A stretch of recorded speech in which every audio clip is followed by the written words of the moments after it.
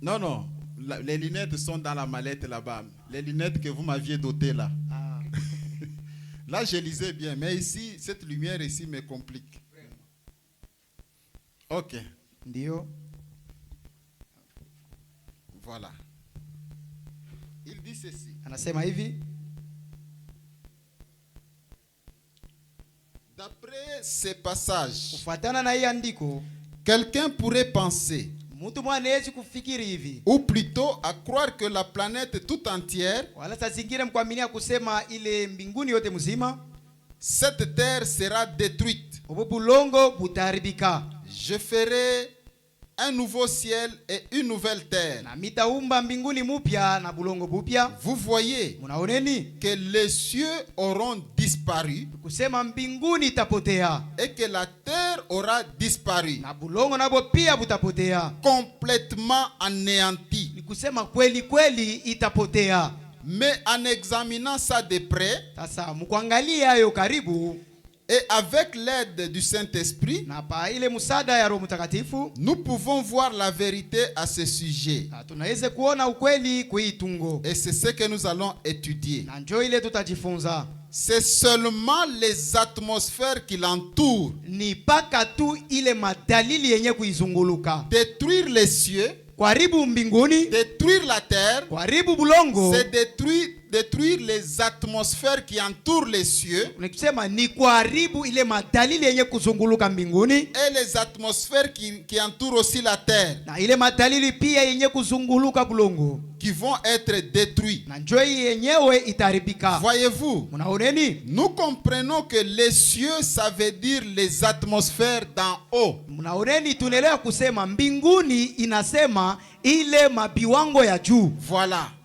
Les atmosphères ile mabiwango d'en haut, mabiwango ya c'est ce juu, qu'on appelle les cieux. na njoo banaita mbinguni. Détruire les cieux, kusema kuharibu cela veut mbinguni dire détruire les atmosphères d'en haut. ni kusema ni kuharibu ile mabiwango ya juu. Comme quoi, par exemple, Sawa nini? Kwa mfano, les diables, shetani avec ses démons, na ile mapepo yake ils sont dans les airs, beko mwewa, en train de tournoyer, beko inazunguluka zunguluka, cherchant un corps où ils peuvent œuvrer. na beko natafuta mwili moya banezi kuingia na banatenda kazi. Un esprit de vol, Na ile roho ya bwizi sans un corps, bila mwili, il est sans force. iko bila nguvu. N'importe quel démon, Ile pepo yoyote pour avoir la force, juu kupata il nguvu faudra qu'il trouve un corps. inabidi ipate mwili. Maintenant, ce sont là les esprits qui entourent les cieux, Na njoo yenye ile maro yenye kuzunguluka qu'on mbinguni, appelle les atmosphères. njoo beko naita Et mabiwango, même les maladies, na hata ce sont magonjwa les esprits du diable, ni maro ya les shetani, démons. mapepo Et mchafu, on prend ça de là na banaibeba et on kule,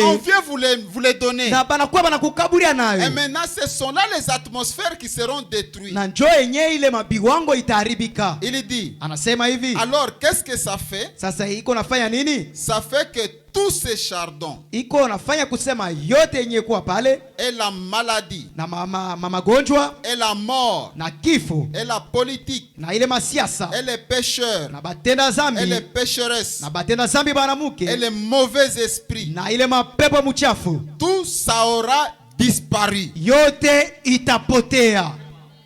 Quand on va faire disparaître tous ces esprits, Wakati batapotesha ile maro c'est yote, ça détruire les cieux. na njoo kuharibu dunia na mbinguni. Que Dieu soit loué. Mungu wetu apewe sifa. Tout ça, ça aura disparu, Yote ile itapotea, sera anéanti. itakosewa nguvu. Voyez, Mnaoneni? c'est comme ça que ça doit arriver. Na njoo mwile namuna itafika. Puisque nous allons vivre ici même. Juu tutaishi paka hapa tena. Notre demeure future, c'est ici même. Makao yetu yenye itakapokuja ni hii hifadhi tuko. Maintenant, nous n'allons pas habiter sur une demeure souillée. Sasa tutekala pa makao yenye kuwa yenye C'est kuchafuka. pourquoi la terre doit être préparée pour son rachat. Ndio kwa maana bulongo banapasha kutayarishiwa njoo ya ukombozi wayo. Il dit, Anasema hivi. c'est ici même que nous allons vivre. Anasema ni paka hapa ndio tutaishi. Maintenant, remarquez, Sasa mwangalieni les chardons, ile mamiba, les microbes, ile malari toutes les maladies et tout, na magonjwa yote na vitu ce vyote sera complètement éliminé. kweli kweli yote itatoshwa pale. Tout ça, Yote ile cette existence qui est sur terre maintenant, kule kote kuishi kote kwenye kwa pa dunia hapa sasa. biote bile biko naishi pa dunia, Tous ceux qui vivent ici sur cette yenye terre, abiambatane na neno la tous Mungu, ceux qui ne concordent pas avec la parole de Dieu, voilà. ndio Il dit, anasema le système fait des mains d'hommes, anasema ile manamna yote yenye kufanya na mwili na mikono ya mtu, la politique, siasa, le péché, zambi, toutes sortes de mauvais esprits yote ile aina ya maroho yote ya shetani, par lequel le monde est contaminé, kupitia ile ambapo dunia yo inashikwa na ile bitu, et tous les cieux au-dessus de nous ici na ile mambingu yote juu yetu hapa sont contaminés par de mauvais esprits. yote inashikwa na ile maroho mubaya. Na mbingu, Et même le ciel na bulongo, et la terre, peko mapepo il y mubaya, a toujours les mauvais esprits. peko atmosphère Il y a mubaya. toujours des mauvais Donc esprits. détruire la terre, Ni kusema kuharibu dunia, détruire les cieux, kuharibu c'est mbingu, détruire les atmosphères qui les entourent. ni kuharibu ile mabiwango yote yenye kuizunguluka. Que Dieu soit loué. Mungu wetu apewe Je sifa. pense que c'est ce qu'on a vu la fois passée. Na njo ile tuliona ile siku ilipita. Frère Bota, que Dieu vous bénisse. Ndugu Bota, Mungu akubariki. Ok. Ndio. Nous continuons. Tunaendelea sasa. Nous prenons Lévitique, Tunabeba Levitique, chapitre 23, verset 33 jusqu'à 36. tunabeba mstari wa 23:33. Il dit, Anasema, 33 à 36. 33-36.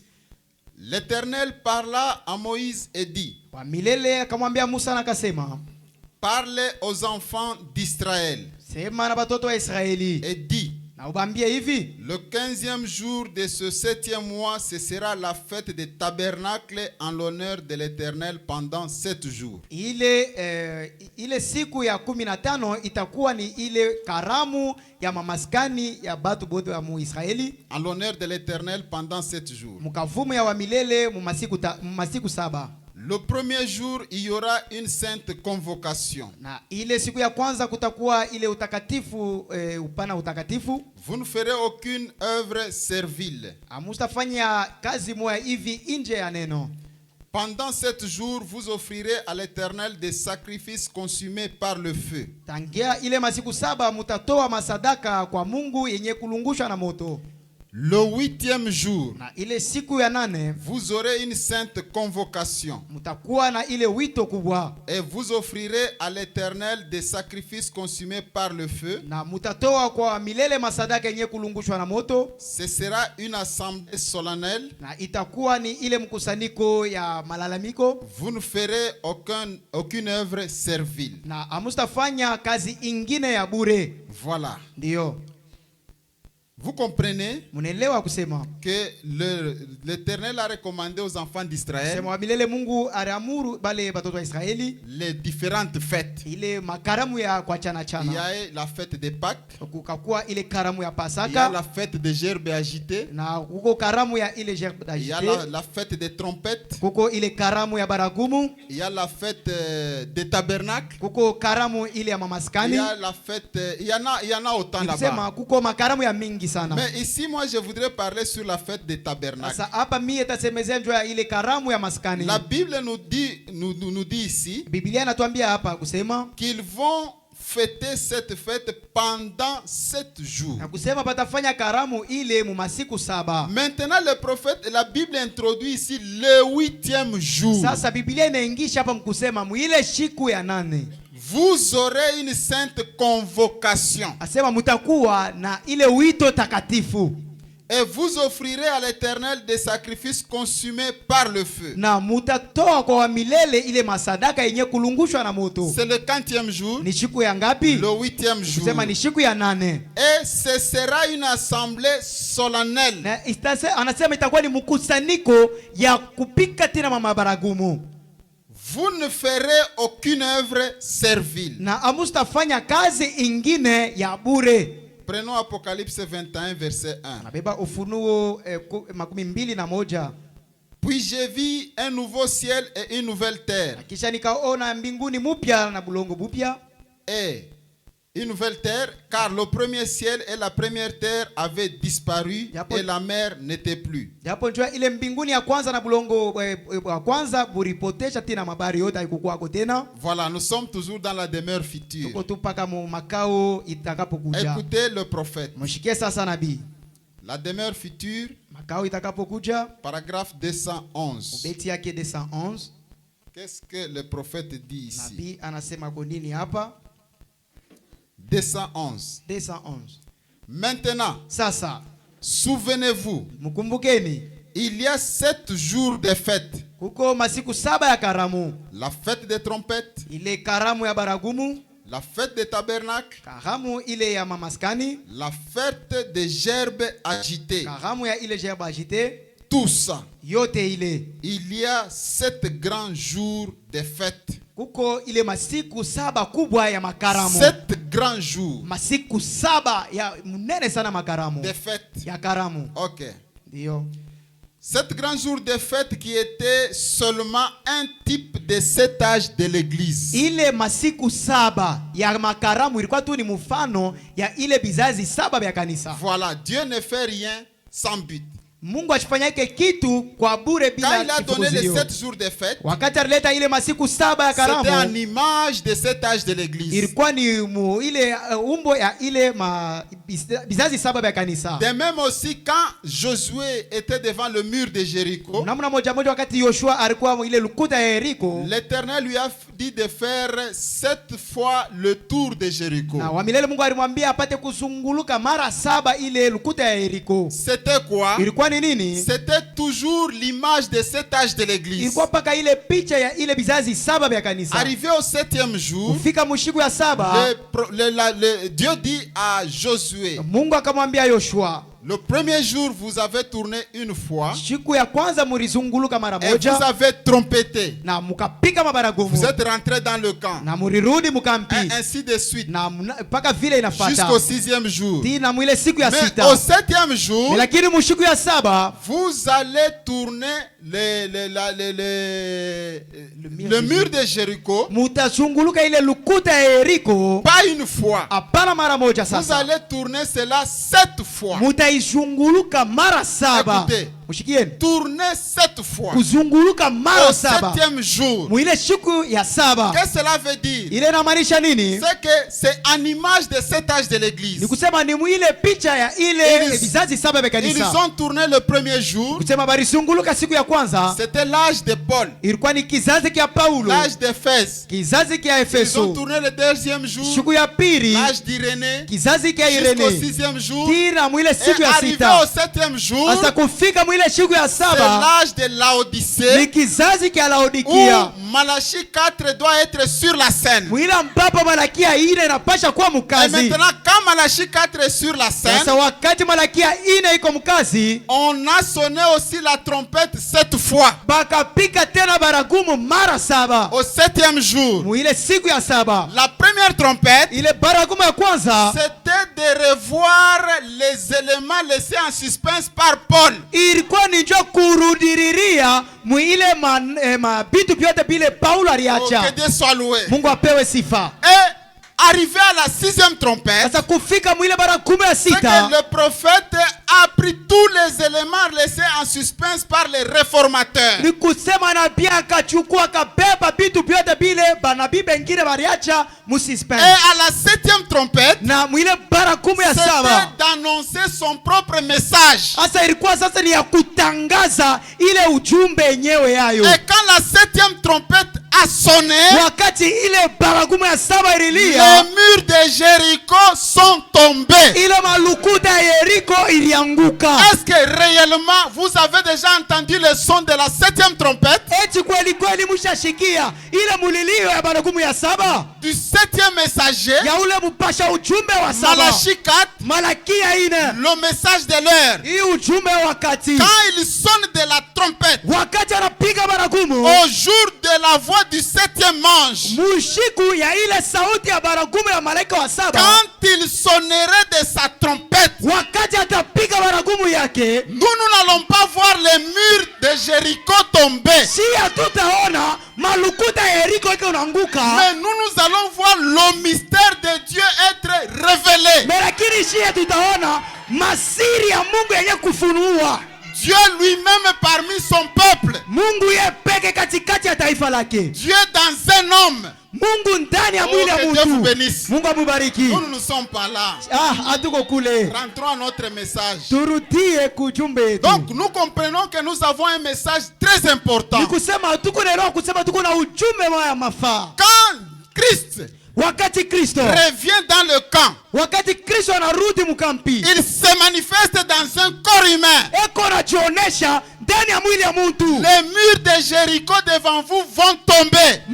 Ile malukuta ya Yeriko mbele yenu itanguka. Les murs de Jéricho c'est quoi? Ile lukuta ya Yeriko ni Les nini? maladies, Magonjwa, les problèmes, mamambo, le manque d'emploi, kukosa kazi, manque de nourriture, kukosa la chakula, pauvreté, umasikini, tout cela. vyote vile. Quand Christ Wakati Kristo se dévoile devant vous wakati Kristo anajifunua et mbele que yenu, vous le voyez naye dans mnamuona une chair humaine ndani ya mwili ya et mtu, que vous le croyez, na mnamwamini, tout est possible. vyote vinawezekana. Rien ne peut résister. Hakuna kitu kitakangala. Oh, que Dieu vous bénisse. Mungu amibariki. Avec ce message, Pamoja na hii ujumbe, nous n'allons pas demeurer des pleurnicheurs. hatutabakia watu wenye kulialia. Nous savons que dans la vie, il y a un temps pour toutes choses. Tunajua kusema mu maisha muko wakati ya vitu vyote. Il y a un temps pour souffrir. Kuko wakati ya Et il y a kuteswa, aussi un temps de quitter cette na souffrance. kuko tena wakati pia ya kutoka ile mateso.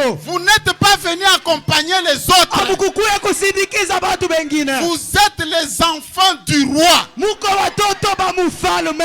Il suffit seulement que vous puissiez reconnaître votre position. Inamibidi tu mupate kutambua msimamo yenu. De moi ici, Ya kusema je suis un fils du roi. niko mtoto wa mfalme. Je suis une fille du roi. Niko binti wa Mungu. Comment un enfant du président, un président de la République, Namuna gani mtoto wa raisi, son papa président, baba yake raisi wa mais nchi, son enfant souffrier? mtoto yake mwenye kuteswa? Si dans le naturel, Kama mukimwili tu ça ne se fait pas. Ça ne abifanikake, se fera pas non plus dans le spirituel. na itafanika tena vile vile. Parce que le mukiro. naturel Jo vitu vya nous kimwili enseigne le spirituel. biko natufundisha vitu vya kiroho. Refusez toutes les mauvaises choses. Mukatale mabitu vyote Ce vibaya. n'est pas pour vous. Abira byenu. Avec ce message, Pamoja na hii je ujumbe, ne peux pas demeurer pauvre pour toujours. mistesi kuendelea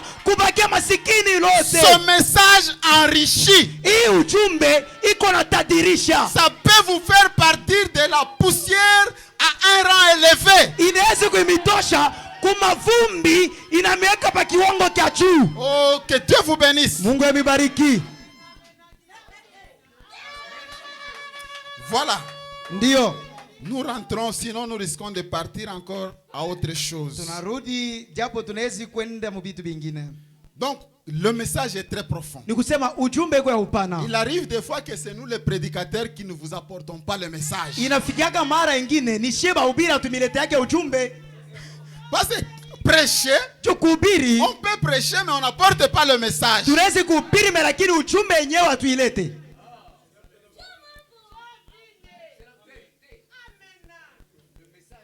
Le message de l'air, Ujumbe wa wakati c'est plus que le fétiche. inapita tina dawa.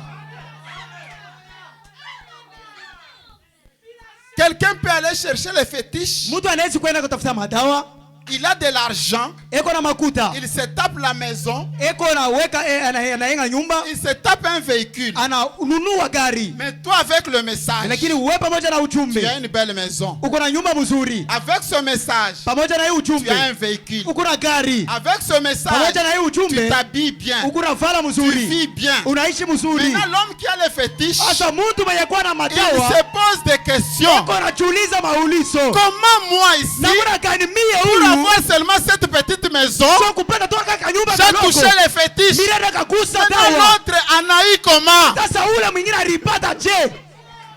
Ça c'est le Dieu du ciel. Huyu ni Mungu wa mbinguni. Le Dieu de ce message. Mungu wa hii ujumbe. Il bénit. Eko na bariki.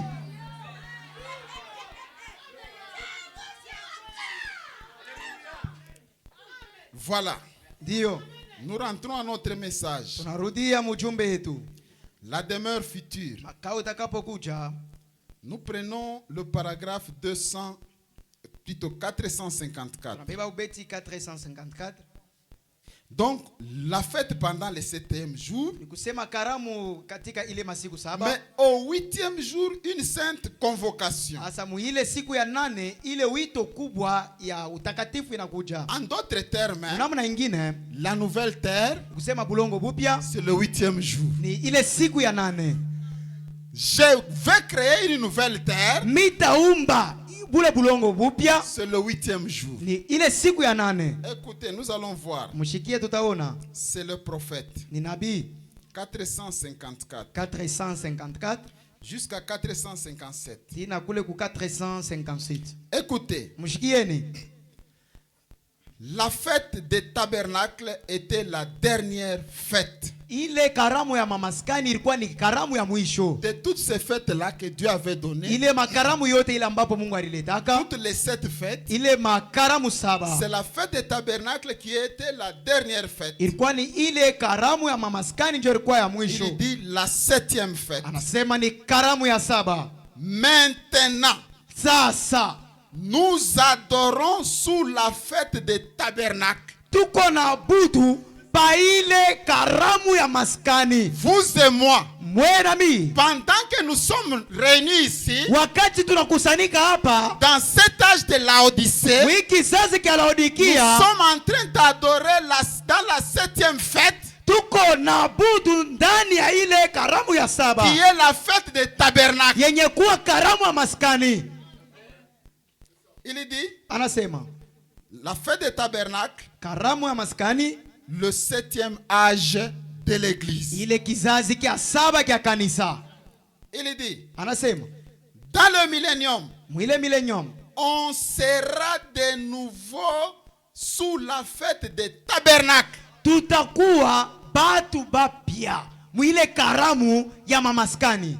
Dans le millénium, Mwile millennium nous serons de nouveau. tutakuwa batu bapya basasa. Hii tableau kama kuko namna hata mtanipopolea hayo hapo.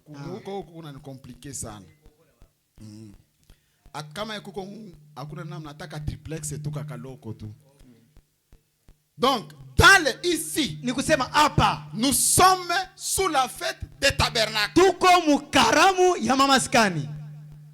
Dans le millénium, Ndani ya millennium nous serons de nouveau sous la fête des tabernacles. tutakuwa tena kwa sasa tena mu makaramu ya maskani. Pourquoi? Juu ya nini? Quand nous quittons cette terre, Wakati tunatoka mubulongo nous allons au ciel. tunaenda mbinguni, C'est pendant 3 ans et demi. ni mwile miaka 3 na kipande. Après ces 3 ans et demi, Kisha ile miaka 3 na nous kipande rentrons sur la même terre. tutarudi pa bulongo bumoya bumoya. La même ici. Hii bulongo Nous moya allons moya rentrer ici. tutarudi hapa. Ce ne sera pas la nouvelle terre. Haitakuwa tena bulongo bupya, C'est toujours cette terre. ni paka hubu bulongo Là où nous allons passer les milléniums. pale tutapitia millennium. Et c'est pourquoi nous serons toujours dans cette fête des tabernacles. Joko mara tutakuwa tuingariki tena paka mwile karamu ya Mais quand on aura maskani. la terre nouvelle, Sasa wakati tutakuwa na bulongo ce ne bupya, sera plus la fête des tabernacles. haitakuwa tena karamu ya maskani. Dans le millénium, on sera de nouveau sous la fête des tabernacles. Mwile millennium tutakuwa tena musasa tena mwile karamu ya maskani. Dans le 7e jour. Mwile siku ya saba. Mais ensuite, Lakini basi après le 7e jour, kisha ile siku ya saba on a une sainte convocation. tunapata sasa ile wito takatifu. Ok.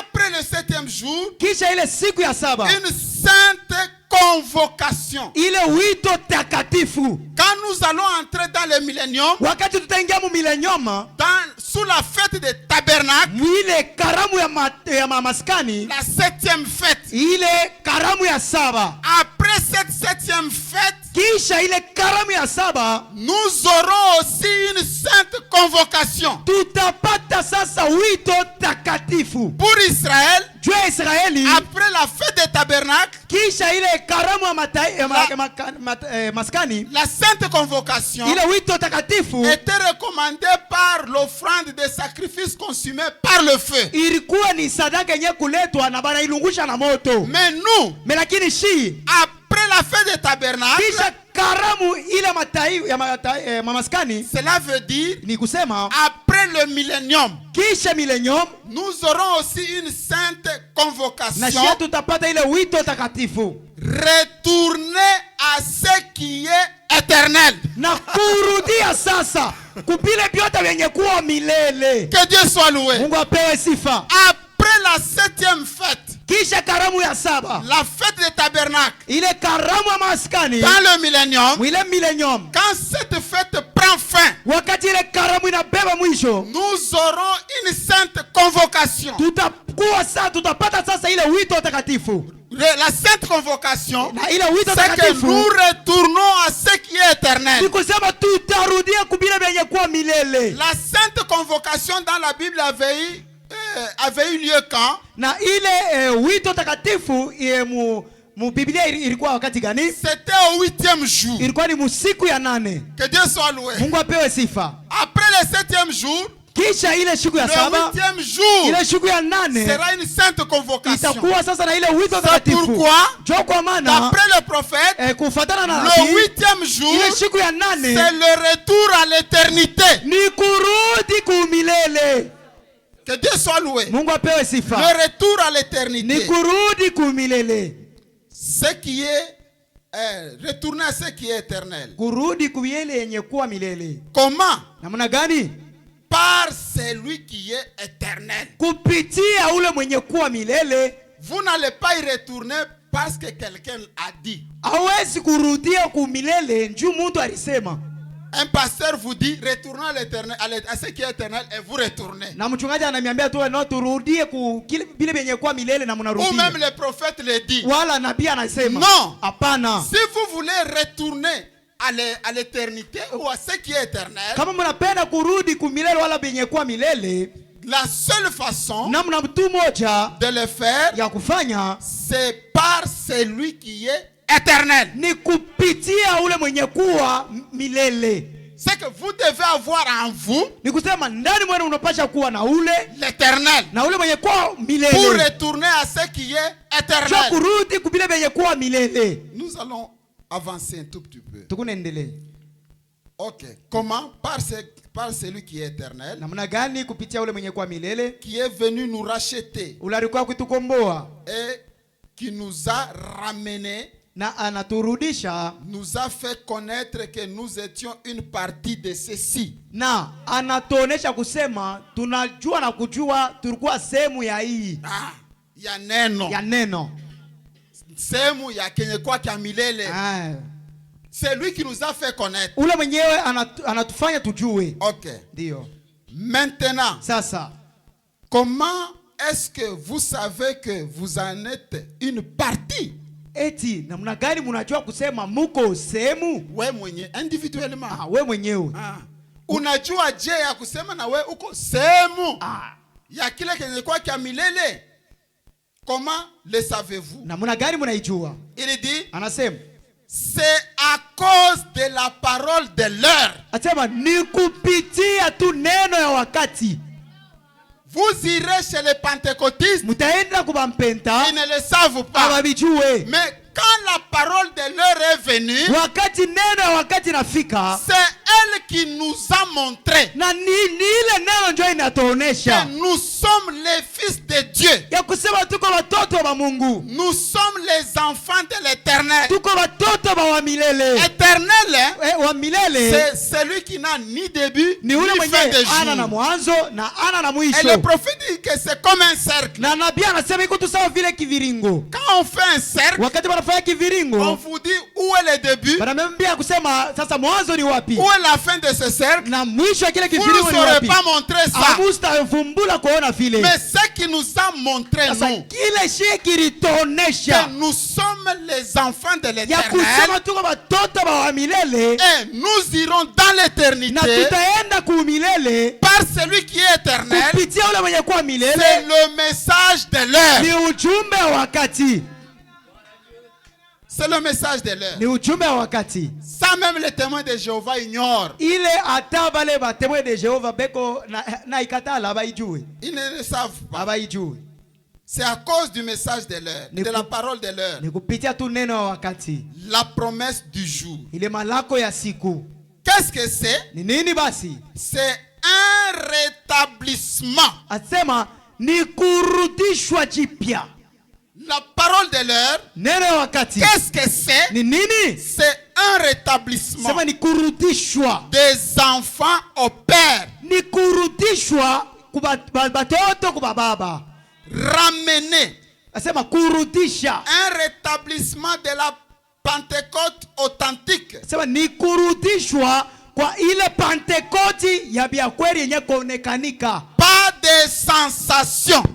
kupitia mamiche hapana mamichemuko. Un rétablissement de la Pentecôte authentique. Asema kurudishwa kwa Pentekoti ya biakweli, Le retour du Saint-Esprit dans le cœur de l'homme. kurudi kwa Roho Mtakatifu muroho ya batu, Le véritable. ile Roho Mtakatifu ya biakweli, Le Saint-Esprit. Roho Mtakatifu, La puissance de Dieu. uwezo ya Mungu. Puis quand il entre en vous, Yeye wakati anaingia ndani mwenu il devient un signe. anakuya alama, Et quand Dieu vous regarde, na wakati Mungu anamiangalia par ce signe-là, kupitia ile alama il vous reconnaît et il anamijua vous appelle mon fils na anakuita mtoto ma yangu, fille. anakuita binti wangu, Et il est votre avocat. na eko mtetezi wenu Pendant les problèmes, wakati ya mamambo, pendant les difficultés, wakati ya mamagumu, lui-même il vient yeye mwenye et il anakuya vous défend. na anamitetea. Même si vous êtes seul Hata kama uko wewe peke parmi 1000 pécheurs, katikati ya watu mingi mais elfu, quand lui vous regarde, me wakati yeye il voit anamiangalia son signe. eko naona alama yake. C'est très important. Ni ya mafaa kabisa, Il faudra avoir le Saint-Esprit inabidi kuwa na Roho Mtakatifu pour arriver à la demeure future. jo kufikia mu makao ya inyeta kama Le kucha. Saint-Esprit vous permet d'abord de passer par l'enlèvement. Ile Roho Mtakatifu iko na miruhusu mbele mupitia kupitia unyanyulo. Si vous ratez Kama l'enlèvement, unakosa unyanyulo, même la terre nouvelle, vous n'y serez pas. hata muile dunia mupya amustakuwamo, Vous n'y serez pas. amustakuwamo. C'est pourquoi Jo kwa il maana est vraiment important, iko ya mafaa kabisa, très nécessaire, ya mafaa de ne pas kabisa, perdre le temps, ya tushipoteze de ne wakati, pas être en distraction. tushibakia mkusuba, Cherchez Dieu tutafute Mungu pendant qu'il se trouve. wakati ngariki naonekanika. Il dit ceci. Anasema hivi, La Pentecôte authentique. ile Pentekoti ya biakweli, Pas de sensation. hapana mamichemuko, Et il manifestera la lumière du soir. na ataonesha ile nuru ya magharibi. Que Dieu vous bénisse. Mungu abibariki.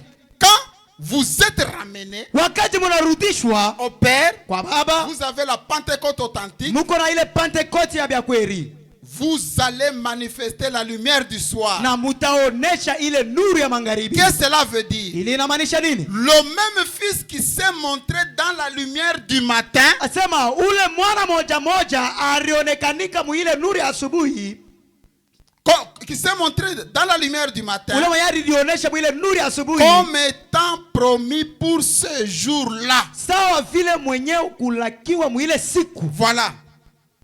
Le fils, Mwana le matin, wa asubuhi il était le fils. alikuwa ni mwana wa asubuhi. La Bible dit, Biblia inasema comme l'éclair brille de l'Orient en Occident, sawa vile mwangazi kunaangaza kuile mashariki na kukaskazini, il en sera de même à l'avènement du Fils de l'homme. itakuwa vile vile mkuja kwa mwana wa Mungu. C'est que le matin, Ni kusema asubuhi nous avons vu Jésus sur les rues de Galilée, tuliona Yesu Kristo mwa barabara ya Galilaya guérissant les malades, eko na kuponya wagonjwa, prêchant l'évangile. eko na ubiri injili. Que Dieu soit loué. Mungu apewe sifa. Et au soir, Sasa kumangaribi, nous avons besoin de voir le même Jésus. tuko na lazima ya tuone ule Yesu moya moya, Jésus de Galilée. ule Yesu wa Ce Galilaya. matin, Asubuhi ya leo marchant sur la terre, eko na tembea pa mulongo, dans une veste, mukazaku, dans des pagnes, ndani ya bikwembe,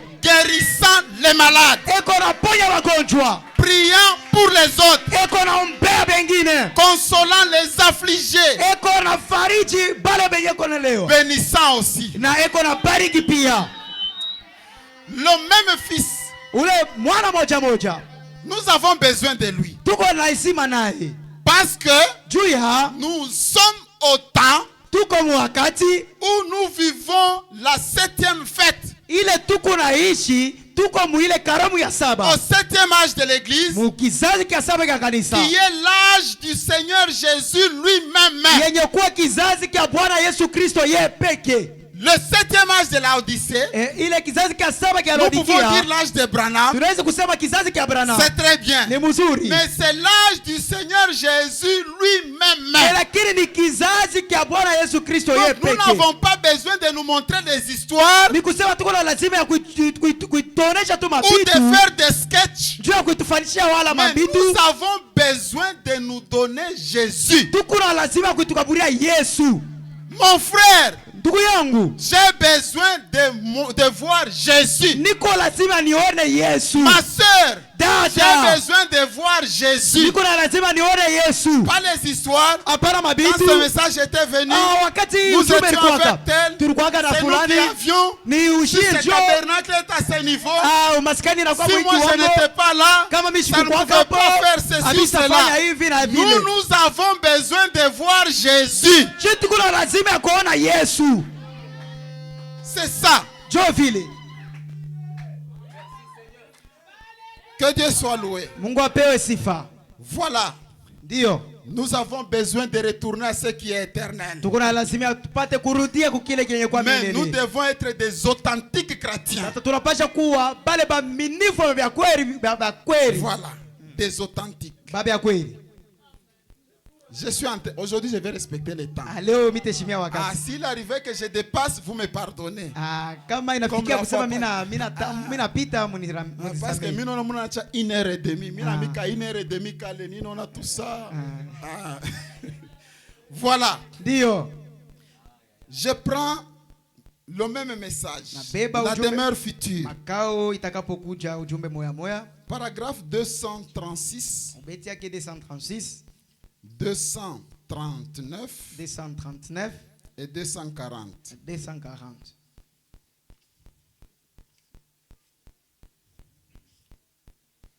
Voilà. Ndio.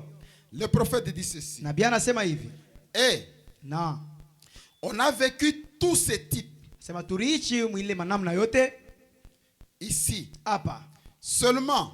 Paka tu. Quand vous en arrivez au 8e. Wakati munafikia sasa kuile ya 8. Vous entrez dans l'éternité. Munaingia sasa muumilele. On a vu tous les types. Turiona mamifano yote. 7 jours de fête. Ile masiku 7 ya mafeti. Au 8e jour, mwile siku ya 8, la sainte convocation. Sasa ile wito takatifu. Ce sont les types. Ni mamifano. Pour nous, kwetu shie, quand nous arrivons au 8e jour, wakati tunafika mwile siku ya 8, c'est que nous entrons dans l'éternité. Ni kusema tunaingia sasa muumilele. Vous venez, nous entrons dans l'éternité. Tukunaingia muumilele. Vous ne venez pas par des lois et des rituels. Amukuye kupitia ile masheria na ile madesturi. Voilà. Entrer dans l'éternité. Kuingia muumilele. Il n'y a pas la loi. Hakuna sheria. Si tu fais ça, kama unafanya hivi, unarudi. Hapana. Il dit, anasema, vous ne venez pas par des lois et des rituels. Anasema amukuye kupitia ile masheria et des ordres. Na makanuni. Non. Hapana. Vous venez par prédestination. Muko nakuya, muko naingia kupitia kuchaguliwa. Voilà. Dieu vous a aimé le premier. Mungu alimipenda wa kwanza. Il vous a choisi. Alimichakula. D'abord, nous n'aimons pas Dieu. Mbele shia tumupende Mungu. L'homme Muntu de cette chair ici, wa hii il mwili n'aime pas Dieu. ashipende Mungu.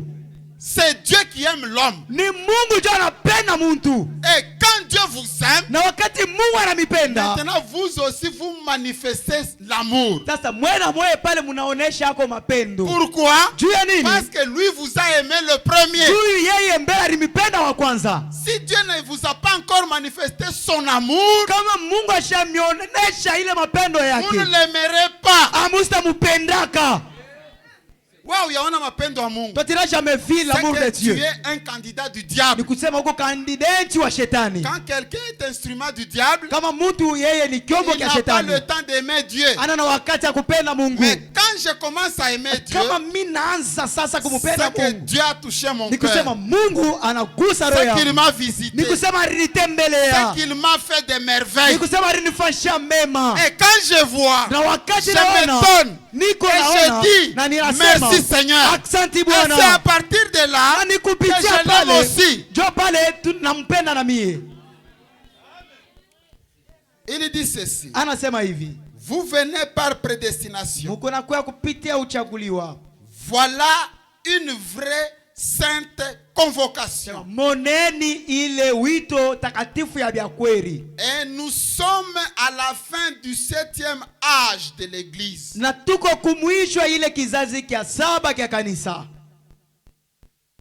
L'âge de la Pentecôte. Kile kizazi kia Pentecote. Vous voyez, Mnaoneni? nous entrons dans la sainte convocation. Tuko na ingia sasa mwile wito takatifu. Nous entrons dans cette éternité réelle, Tuko na ingia mwile milele ya bya kweli. authentique, Yenye kwa bya kweli kuonekanika. où l'église est appelée Mule ambapo kanisa inaitwa pas à une station. hapana kundi moya hivi. Voilà, c'est comme les CPECO. Ça veut le CPECO. Hii juma tutaenda kuungama mu station. Cette semaine nous irons là aux stations. Ici il n'y a pas l'appel à la station. Huku hakuna ile wito ya kusema tutakutana mbele shebo wote faji Il mwai. dit nous entrons dans cette éternité réelle, authentique, Sema tukuna ingia mwile umilele ya bya kweli yenye kuonekanika. où l'église est appelée pas à une station, Ile ambapo kanisa aitue kupitia kundi moya hivi. pas à une dénomination, Hapana zebu moya hivi. mais à entrer dans l'éternité avec le roi éternel. Mais lakini kuingia ndani ya umilele pamoja na ule mfalme wa milele. Dans l'éternité Ndani ya milele. avec le roi Na éternel. mfalme wa milele. Pourquoi? Juu ya nini? Parce que c'est là que nous entrons dans notre demeure future. Juu njoo mule ndani tu kunaingia mu makao yetu itakapokuja. Voyez, Munaoneni? on n'a pas ça du tout. Hatuna nayo vile. Rien du tout. Hakuna kitu. Des jours et tout, Masiku na bingine. et des temps. Na wakati. Vous êtes passés dans l'éternité, Munapitia kuile umilele. d'où vous venez. Kula ambapo munatokea. Muntu, L'homme, mu Christ, un chrétien, mu teule, un prédestiné, alitokea wapi? il est sorti d'où? Alitokea mu milele. Il est sorti de l'éternité. Na njoo mule kuna rudi. Et c'est de là qu'il va encore rentrer. C'est ce qu'il a dit ici. Njoo bien anasema hapa. Il dit, Anasema vous êtes passés dans l'éternité, asema muripitia kutoka milele d'où vous venez. kumula ambapo mnatoka. Vous étiez là dès le départ. Asema murikuwa kama mule umilele tangia zamani. Kwenda mu milele Aller au ciel. ni paka kama ukuyaka hamu. Si c'est seulement que quand tu étais là. Kama ukukuyake hamu, Si seulement tu n'as jamais été là. hautengia hamu. Tu ne seras jamais au ciel. L'éternité. Et umilele. Où vas-tu la passer? Utaipitia wapi umilele wako? L'éternité. L'éternité. L'éternité. L'éternité. Où vas-tu la passer? Utaipitia wapi? Utaipitia pa bulongo bupya. Ah, C'est ça. ndio vile. Donc, je suis venu de l'éternité. Nikusema natokea kumilele. Maintenant, je suis dans le temps. Sasa hapa niko mwakati. Maintenant, il me faudra encore entrer dans l'éternité. Inanibidi nirudie tena mumilele.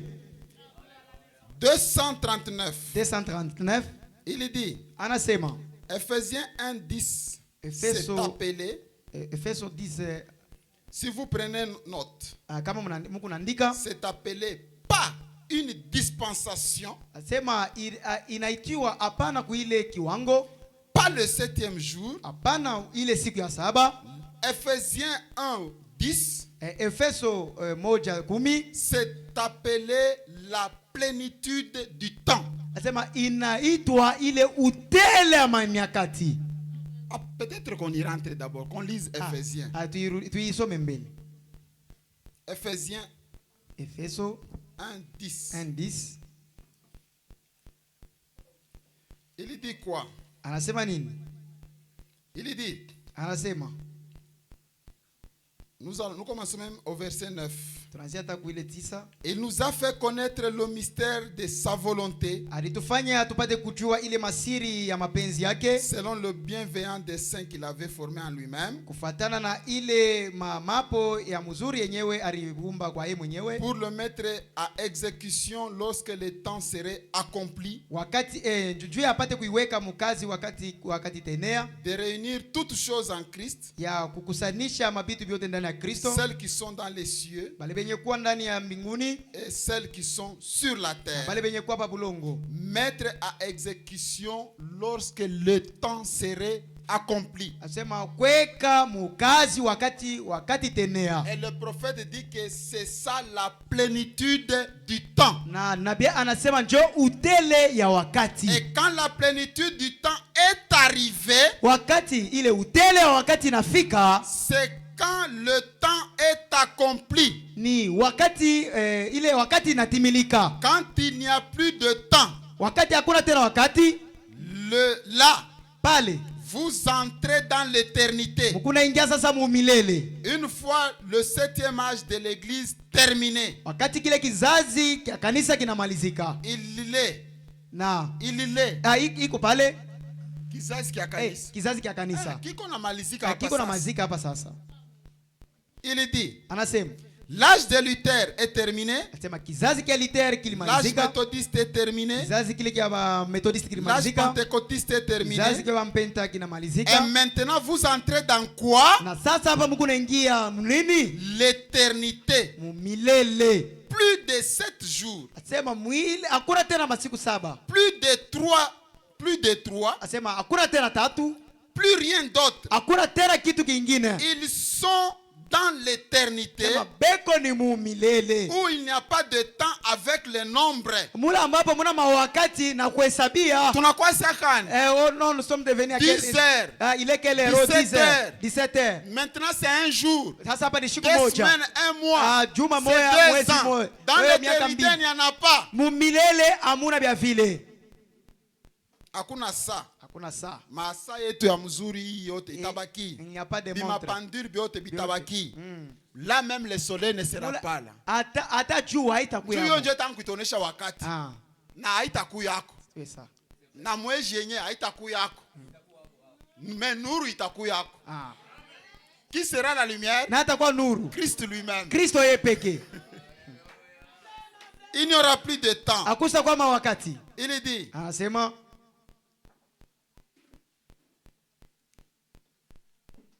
ok. Ndio. Ou, après que le temps est accompli, wakati ile wakati inatimilika, tout le péché est parti, ile mazambi yote inaenda enlevé banaitosha dans le millénium. mule mu millennium. Amuta kwa zambi. Ok. Amuta kwa zambi. Ah.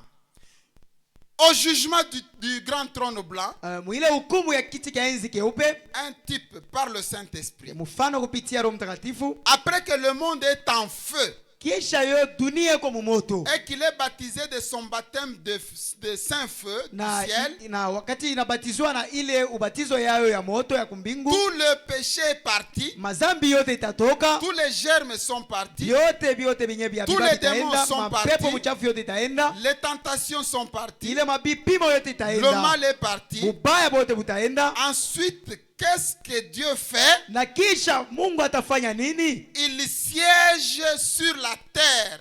Eko nekala sasa pa bulongo. Vous voyez? Unaoneni? Parce que tout le péché est parti. Juu zambi yote isha kutoka inaenda. wakati byote binatoweka, au moment que toutes choses seront parties, Mungu anakuwa kuikala pa bulongo. Dieu reviendra maintenant habiter sur cette terre. Sur cette terre.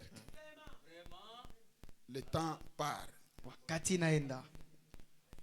Nous allons d'abord avancer un tout petit peu. Kunasonga kumbele kidogo. Question et réponse numéro 4. Swali na jibu kipande cha 4. Du 30 août 64 soir. 30 août 64 magharibi. Question 391 et 392. Swali 391, 392. Donc, paragraphe 74 et 75. C'est paragraphe 74, 75. Il dit ceci. Anasema hivi. Frère Branham, Ndugu Branham, avez-vous fait récemment des déclarations selon lesquelles cet âge de la Odyssée est terminé? Anasema ulifanya misemo moja kusema hiki kizazi cha Laodikia kinamalizika. Paragraphe 74. Ubeti yake 74. Il dit non. Anasema hapana. Je n'ai jamais dit qu'il est terminé. Misha semaka kusema kinamalizika. Si je l'ai fait, Kama nilifanya, vous avez mal compris. murielewa mubaya. Ou je me suis mal exprimé. Wala nilidifasilia mubaya. Ceci est le dernier âge de l'église. Hiki ni kizazi cha mwisho ya kanisa. C'est la fin des âges de l'église. Ni mwisho ya bizazi vya kanisa. La Odyssée, Laodikia ce n'est pas encore terminé. akia malizika tena. Quand ça se termine, Wakati kinamalizika, l'église est partie. kanisa inaerudia. Frère, nous ne sommes plus dans la Odyssée. Ndugu hatuko tena mlaodikia. Oui. Ndiyo.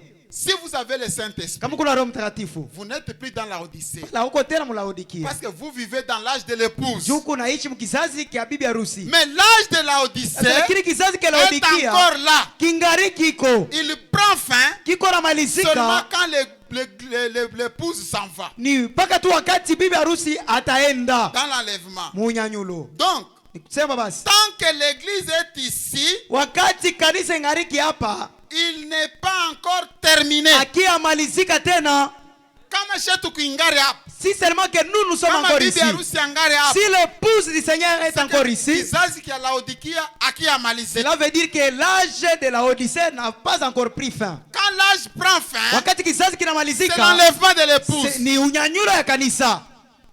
Et pour arriver au millénium, Ndio kufika ku millennium, on ne peut pas sauter l'enlèvement. hatutatambuka ile unyanyulo. Il faut toujours passer par l'enlèvement. Inatubidi tupitie mbele mpaka ku unyanyulo. C'est que tenez bien que Ni kusema mshike mzuri ya nous kusema. sommes dans l'âge de la Odyssée. Tuko mkizazi kia Laodikia. Question 392. Swali 392. Puisque l'âge de l'église s'est terminé Juu kizazi kia kanisa kinamalizika et se trouve assombri, na kinajikuta mkimvuli, que l'épouse est appelée, na ila ambapo bibi harusi anaitiwa, sommes-nous déjà entrés dans la période de la tribulation? eti tusha ingia basi mwile wakati ya mateso? Le prophète dit Nabii anasema non, non, non. hapana, hapana, hapana. Je souhaiterais pouvoir consacrer plus de temps à cela. Sema tatamani nipate kuweka wakati mingi sana juu ya hii. Voyez-vous, Mnaoneni? l'épouse, Bibi harusi lorsqu'elle sera enlevée de l'église, wakati atanyanyuliwa kwa kanisa. enlevée d'où? Kunyanyuliwa wapi? Banamtosha mukanisa. Banamtosha mkanisa. Wewe unatafuta refuge mukanisa. Toi, tu es en train de rechercher ton refuge à l'église. Hii ndio kanisa yetu. C'est ici notre Hii église. ndio kanisa yetu. C'est notre Mimi église. njua hii kanisa imitakufa. Ah, moi, à cause de cette église, vraiment, je vais mourir. Que les églises ici Makanisa hii, ishikwe ma sujet de scandale. que ça ne puisse pas être le sujet vraiment d'achoppement. Jumi niko wa mu Parce rocher. que moi, je suis du rocher. Huyu na yeye wa mu life. Et celui-ci aussi, il est du Huyu life. ni wa mu lumière du soir. Celui-ci, il est du lumière du soir. Ile libima ekalu. Tout ça, ce sont juste Des églises. des églises. Bima dépôt. Ce sont des dépôts. Tubite tu bima dépôt. Ah, ce sont des dépôts. Jubitu bitu mekuro. Ah. Tutafute présence ya Mungu. Voilà. Tuite dépôt rocher. Et dépôt et Douga, Mwamba Maskani. Dépôt life. Dépôt life. Dépôt colombe. Douga, il est où à Maskani? Ah, dépôt ni nini hapo? So de Pâques. So de Pâques, wazo tachete. Ni bima Douga biote. Ah, tubite bima dépôt. Bima Douga. Ah, kanisa yangu banaita dépôt. kidepo. Nikiduka. Batakutoshamo. Parce qu'on va te faire sortir Ça y de a là. enlèvement. Le jour de l'enlèvement, Batakutoshamo. on va te chasser de là. Banasema, lorsque l'épouse sera enlevée de l'église, Wakati bibi harusi atanyanyuliwa mkanisa, alors l'âge de l'église se terminera. pale sasa kizazi cha kanisa kitamalizika. La Odyssée va dans le chaos. Sasa pale Laodikia itaenda mkuanguka. L'épouse va dans la gloire. Bibi harusi ataenda mutukufu. C'est que quand cet âge est terminé, So wakati kile kizazi kinamalizika, l'épouse s'en va. bibi harusi anaenda. Et c'est le chaos qui arrive. Na pale sasa ni kuanguka kaoni Et la nafika. Vierge endormie entre dans la période de tribulation. Na pale sasa bikira mwenye kulala atengea sasa wakati ya mateso. Bikira mupumbafu. Bikira mpumbafu. Mwenye ana na Saint-Esprit. Celui qui n'a pas le Saint-Esprit. Ah, tushiseme mbele mwenye ana na Saint-Esprit. Parce que la Vierge folle, Du ule bikira pumbafu, atakuya il ne sera pas ici. Ah. Vierge folle, Vierge folle, atatoka ni dénomination. il viendra de la dénomination. Pourquoi? Njua nini? Parce qu'elle n'avait pas eu le temps d'écouter le message. Juu ashikuwaka na wakati ya kushikia ujumbe. Mais anaishi sauti ya Mungu. Mais néanmoins, il vivait la parole de Dieu. Eko na boka wa kufanya Il bibaya. a de la crainte pour faire des choses mauvaises. Seulement que les païens sont en train de dire que non, ils sont en train de parler. Nous tous sommes en train de servir notre Dieu. Ça ne dépend pas des églises. L'église, c'est le cœur de la personne. Que non, la personne lui-même est en train de dire que non, prendre quelque chose c'est mauvais. Donc lui, il se respecte. La personne est en train de vivre cela, cette parole de Dieu. Il est en train de craindre de faire le péché. Il est en train de craindre. Il est en train de craindre la sorcellerie. Il est en train de craindre la magie. Il est en train de servir son Dieu. Mais en dehors du message, voilà un vierge folle. Voilà. Asa kama wewe uko hapa. Alors si toi tu es ici, unakosa kupata Saint-Esprit, tu manques de recevoir le Saint-Esprit. Vierge folle. Tu ne seras pas un vierge folle. Wewe kwako ni kupotea kwa Mais milele. pour toi tu seras perdu éternellement. Éternellement. Voilà. Wewe ulipata neema. Parce que toi tu as eu la grâce Présence ya Mungu. dans la présence de Dieu. Le message de l'heure. Et le message de l'heure. kupata Roho Mtakatifu. Tu as échoué, tu as manqué de recevoir le Saint-Esprit. Bingwa una. Là au ciel tu ne seras pas là.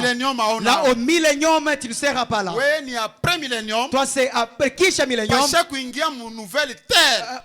Avant d'entrer maintenant là aux nouvelles terres. Trône blanc inashimama. Alors kiti kaenzi kinasimama. Voilà.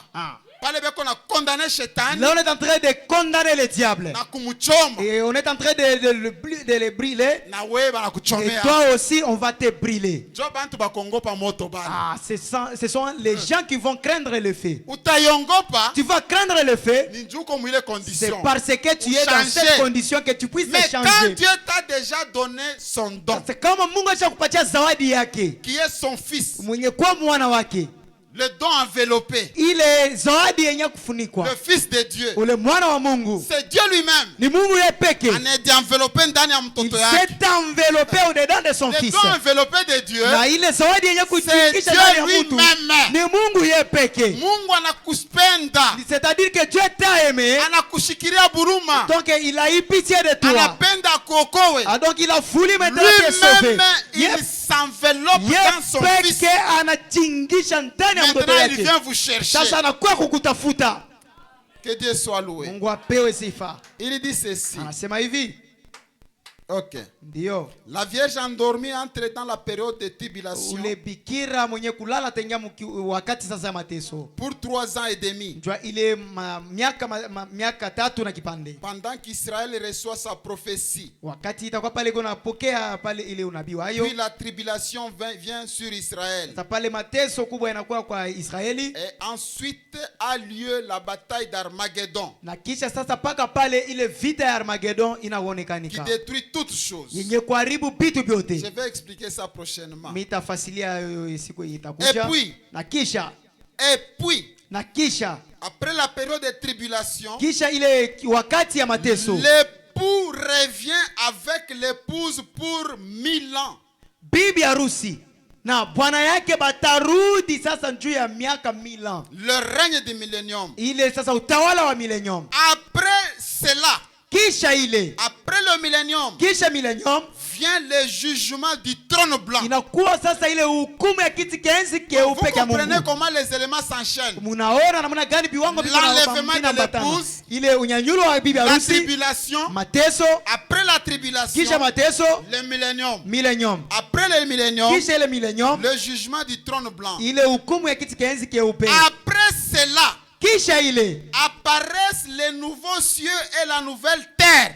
kisha ile jo kunaonekanika sasa ile mbinguni mupya na bulongo bupya. Après le jugement du trône blanc, Kisha hukumu ya kiti kenzi keupe kya Mungu. après le millénium, Kisha millennium, apparaissent les nouveaux cieux et la nouvelle terre, kunaonekanika sasa mbinguni mupya na bulongo bupya. ainsi que la ville qui descend des cieux. Na ile muji yenye toka mbinguni. Aïe, aïe, aïe, aïe, aïe. Shika bintu bizuri. Écoutez vraiment de bonnes choses.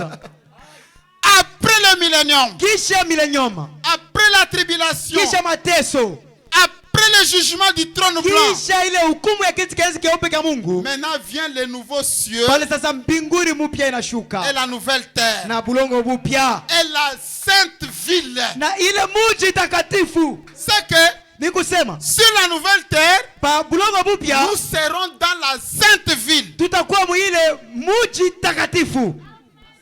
Ville des pères pères et des des lumières, existant sur les auteurs. Personne n'a encore sur terre peut contempler sa splendeur. Hakuna hata mtu mmoja alishakuona kuangala kwa ile muji. Muji iko na ngala. Donc la ville est en train d'éclairer. Qui est sur les hauteurs. Yenye kwa paewa.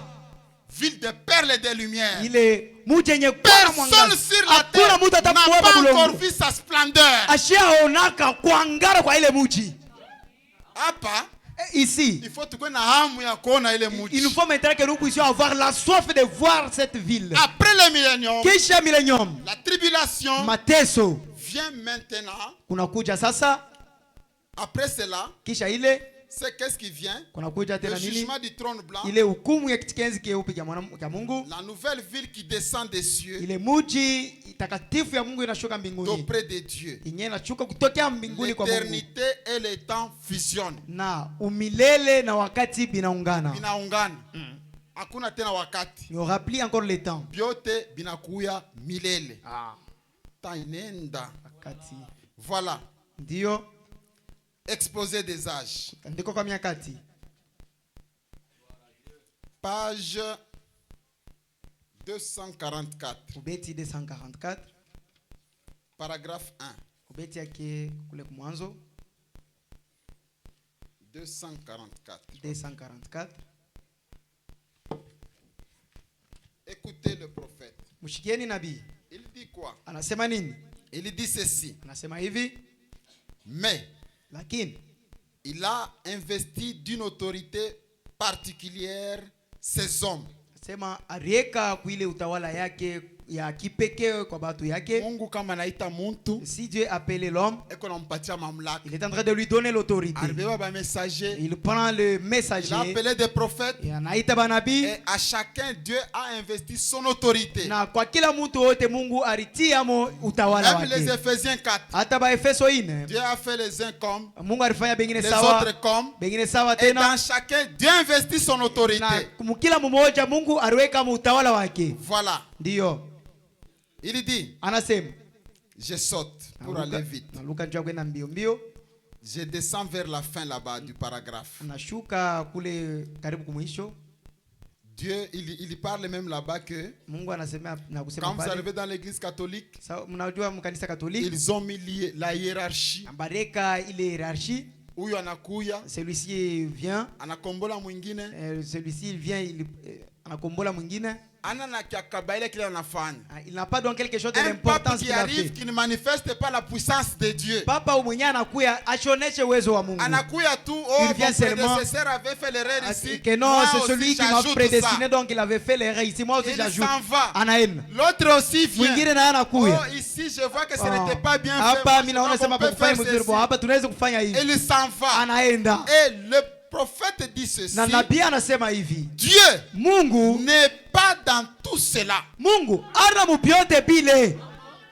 Dieu n'est pas dans tout cela. Mungu ana ndani ya bile bitu byote bile. Mais il est dans son messager. Mais lakini eko ndani ya mupasha ujumbe wake. Voilà. Oh frère, oh ndugu, moi muna na Mungu. Vous n'avez pas Dieu. C'est nous qui ont Dieu. Moi muna fanya. Vous êtes en train de faire. Oh, c'est vous qui ont fait. Dieu n'est pas dans tout cela. Mungu hana mundani ya bile byote bile. Dieu Mungu est dans son messager. Eko ndani ya mupasha ujumbe wake. OK, écoutez. Musikieni. Et na c'est lui qui désire recevoir la plénitude de Dieu. Ule wote mwenye kutamania kupokea utele wote wa Mungu. Voilà.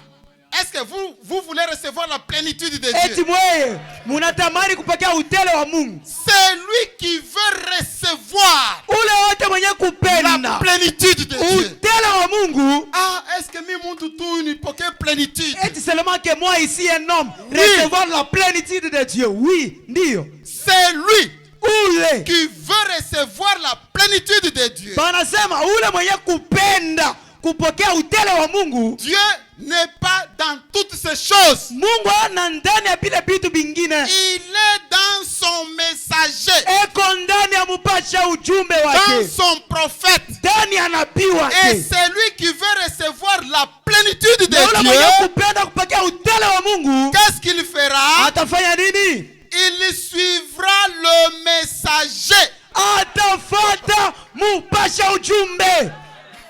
Hein? Ndio. Binakuwa nguvu, hein? C'est devenu difficile. C'est lui qui veut recevoir la plénitude. Ule mwenye anapenda kupokea utele wa Mungu. Nous avons besoin d'aller au ciel. C'est ce qui va nous amener au ciel. Vous entrez dans l'éternité. Munaingia mu milele. Par celui qui est éternel. Kupitia ule mwenye mwenye kwa milele.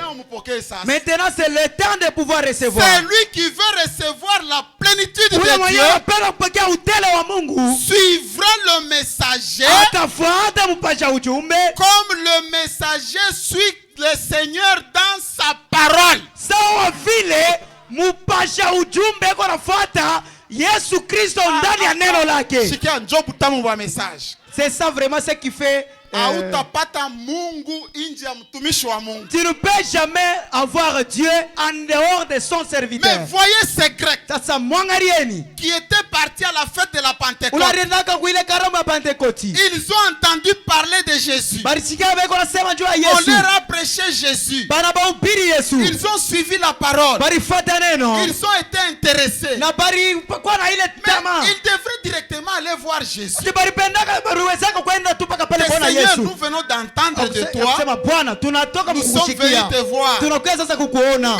Mais ils sont allés voir Philippe et André. Ils ont dit quoi? Messieurs, nous voudrions voir Jésus.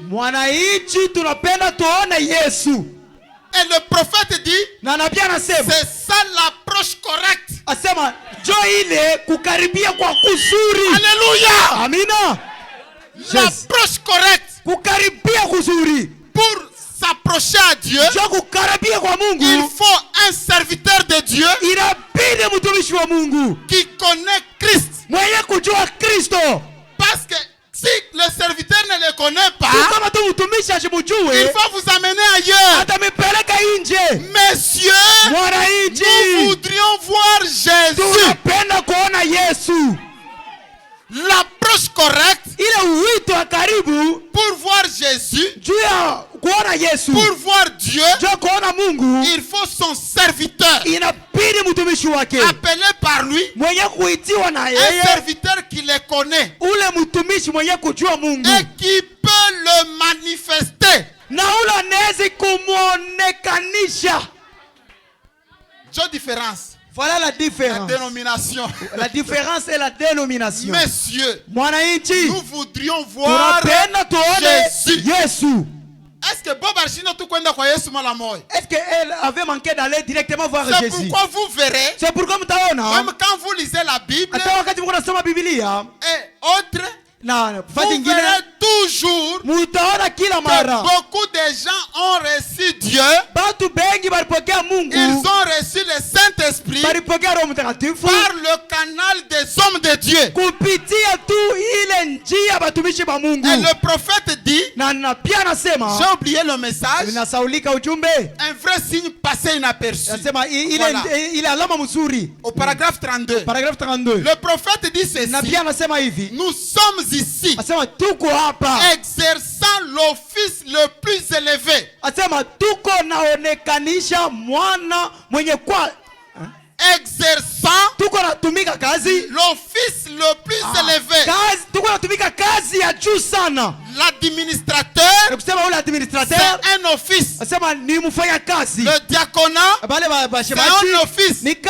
La présidence de la République, c'est un office. Être gouverneur, c'est un office.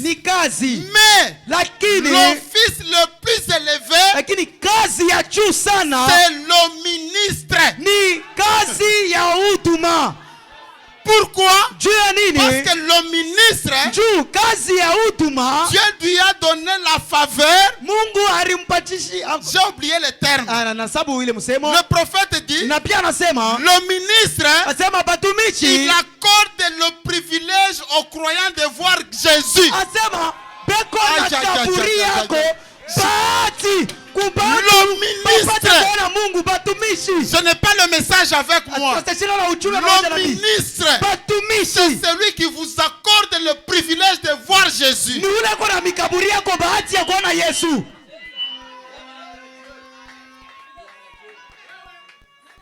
C'est que nous devons avoir la plénitude de Dieu.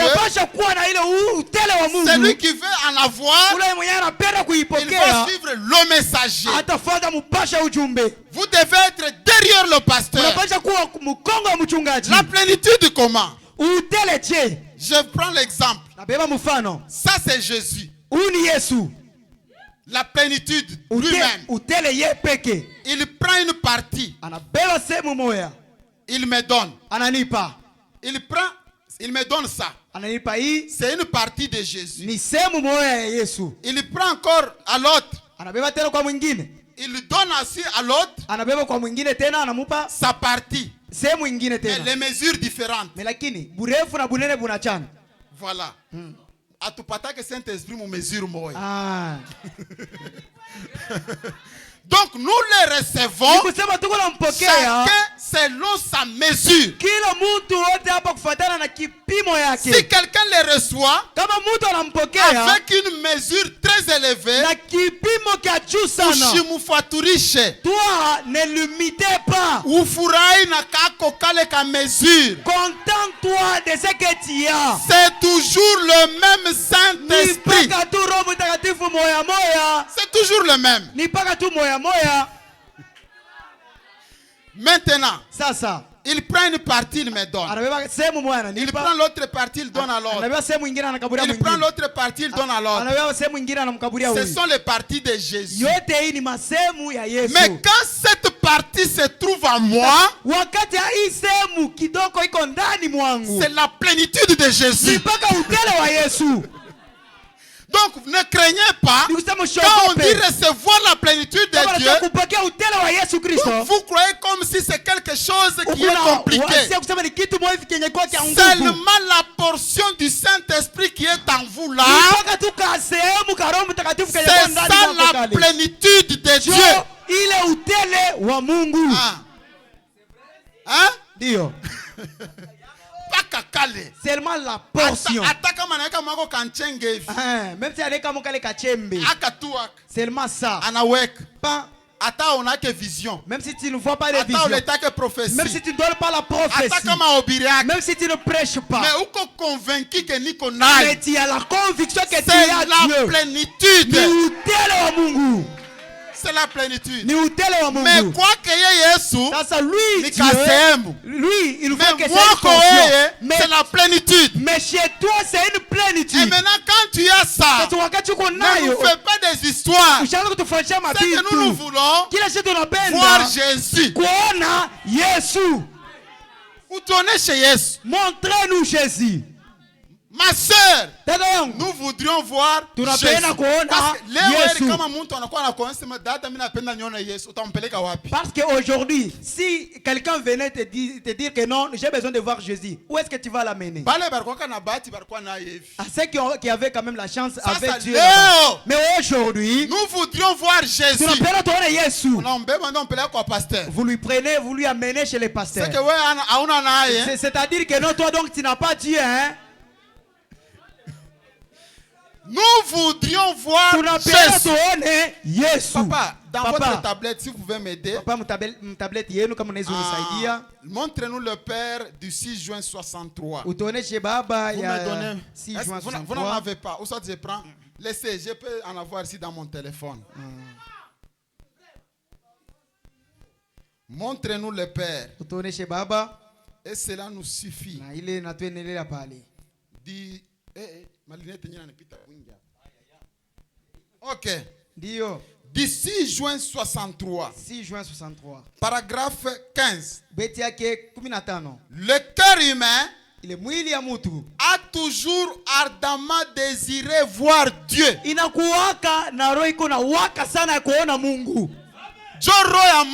C'est ça donc le cœur de l'homme. Donc quelqu'un vient chez toi.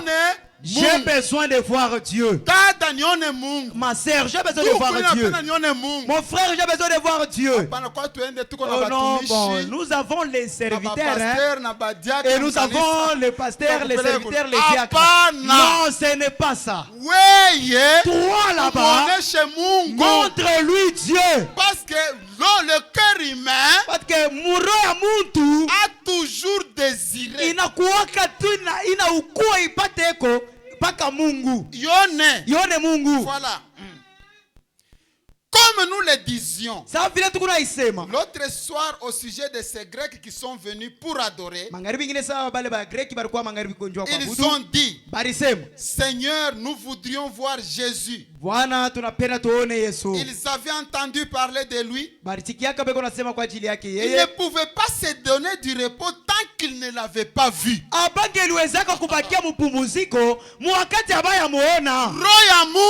Donc le cœur de l'homme a toujours eu le désir de voir Dieu. Ces Grecs ont entendu parler de Jésus. Leur cœur, où ils ne pouvaient pas eux-mêmes se donner du repos, se contenter seulement. Non, nous avons entendu. Oh, c'était vraiment si kilant. Oh non, c'était vraiment merveilleux. Et il est parti. Non, ce n'est pas ça. Le cœur humain, après avoir entendu, a toujours désiré voir Dieu. Il dit, et je pense qu'il en est ainsi de tout vrai et authentique croyant qui entend parler de Dieu.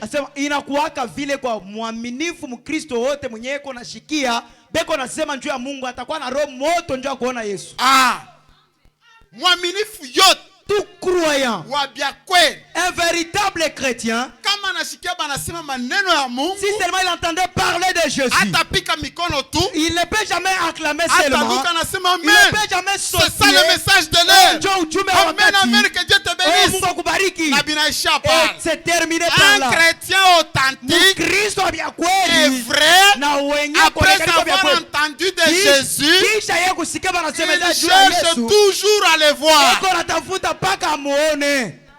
Il dit, pourquoi? Il y a en lui quelque chose qui vibre, disant, si je peux le voir, si je peux le voir, je ne serai plus pécheur. Si je peux le voir, ma souffrance peut partir. Si je peux le voir, je serai béni. Si je peux le voir, c'est ça le chrétien. Le cœur humain désire voir Dieu. Paragraphe 17. Même message. Et Non. Certainement. Na kweli kweli. S'il y a un désir humain dans le cœur de l'homme, kama muko tu nia ndani ya roho ya mtu, qu'il y ait une créature de Dieu, yenye kuwa ile umbo ya Mungu, est-ce qu'il y a un désir? Eti kuko nia hapa. Quelque part il y a un désir. Eti fazi moja hivi peko nia. Est-ce qu'il y a un cœur qui a un désir? Eti kuko roho moja hivi kuna nia. Écoutez. Mushikieni. S'il y a un désir humain dans le cœur de l'homme, kama kuko nia ndani ya roho ya mtu, qu'il y ait une créature de Dieu, yenye kuwa ile umbo ya Mungu, réclamant Dieu, yenyewe iko na tafuta Mungu. Voilà un désir dans le cœur, nia ndani ya roho, qui veut voir Dieu, yenye kutafuta kuona et Mungu, qui réclame Dieu. na iko na tafuta baka Mungu. C'est comme quelqu'un qui a soif de l'eau. Iko tu vile mtu iko na kiu kia maji. Quelqu'un sous un soleil ardent, Mtu muyua moya makali quand il sana, a soif, wakati iko na il kiu, faut qu'il finisse par boire. eko atafikia paka mkunya mai.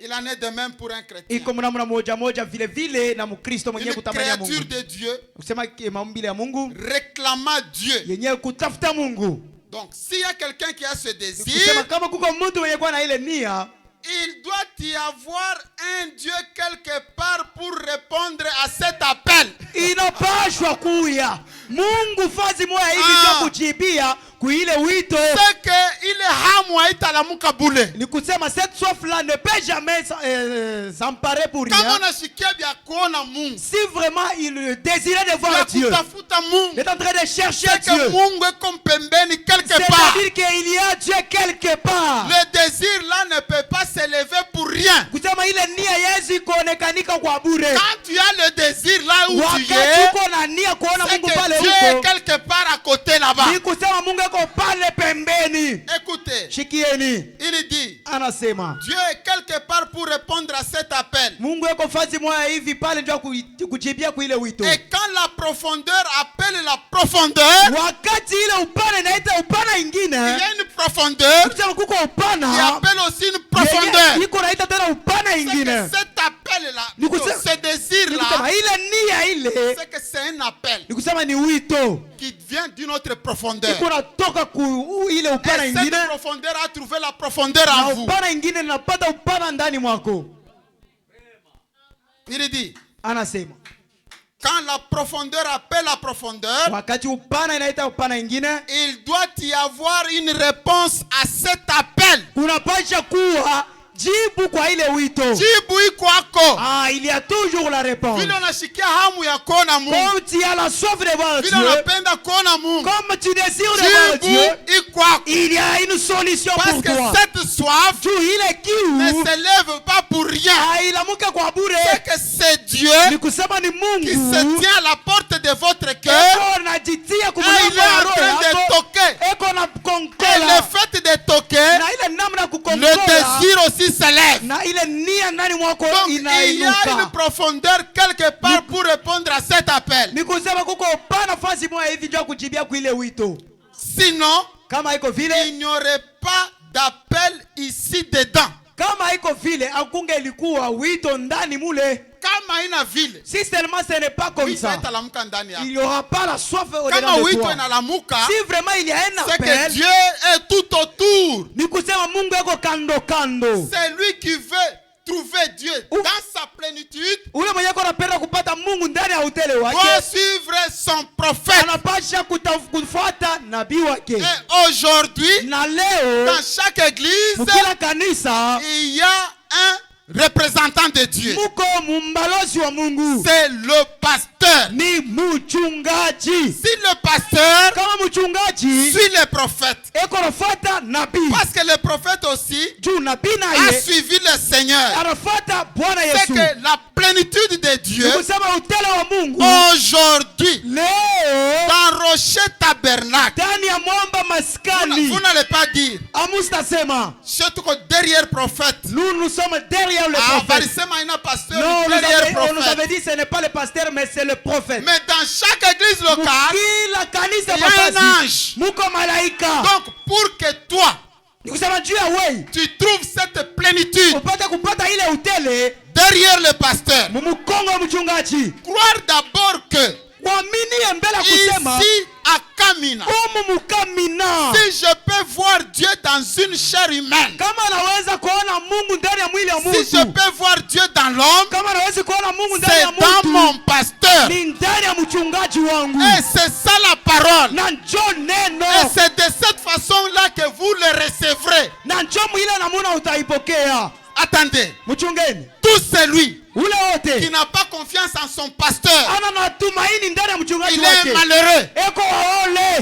Il sera misérable. Il ne va pas prospérer dans sa vie. Il va demeurer toujours un pauvre. Kanisa yetu. Notre église. Cette église ici. C'est nous, c'est nous. Le pasteur mwenyewe me considéra que même tout. Si que le pasteur je ne le considère pas. Tu vas mourir. Tu vas voir tes enfants très de se lever ma voiture. Et ils vont ils vont construire des belles maisons. Et ils vont toucher les dollars. Et leur vie va changer. Mais toi tu resteras toujours pauvre. Parce que le Dieu là que vous voulez voir, commencez d'abord à le découvrir dans votre pasteur. Pourquoi? C'est l'office le plus élevé. C'est lui qui vous donne le privilège de vous approcher à Christ. Que Dieu vous bénisse, papa. Je vous laisse la chair, le temps est pas.